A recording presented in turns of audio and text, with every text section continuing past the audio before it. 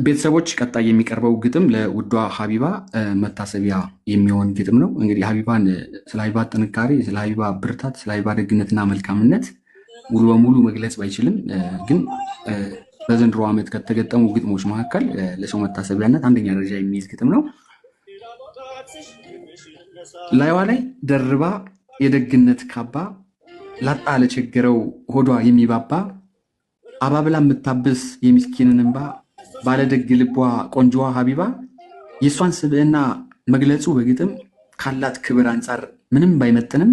ሳናመሰግናት ዝም ብሎ ማለፉ ያስብለናልና ውለታ ቢስ ክፉ ቃላት አሰጋግተን ትንሽ እንበላት ከላይ ከፈጣሪ እንቁልብ ያደላት በምትሰራው ስራ ኩራት የማያውቃት አንዳንዴ እንደ እህት አንዳንዴ እንደ እናት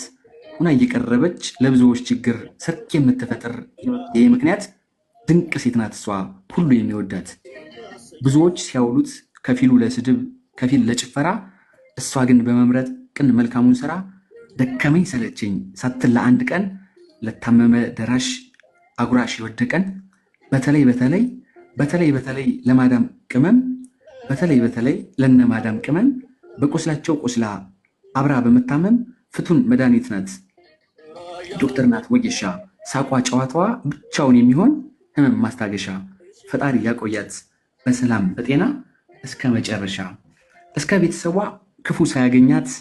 አንዴም አያንቅፋት የህይወት እንቅፋት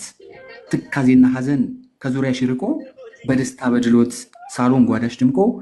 ሁሉ እንደወደደሽ ከነ ክብርሽ ኖረሽ በወግ በማዕረግ ልጆችሽን ድረሽ በዕድሜ ላይ ዕድሜ በስኬት ላይ ስኬት ይደራረብልሽ ኑሪልን የኛ ሴት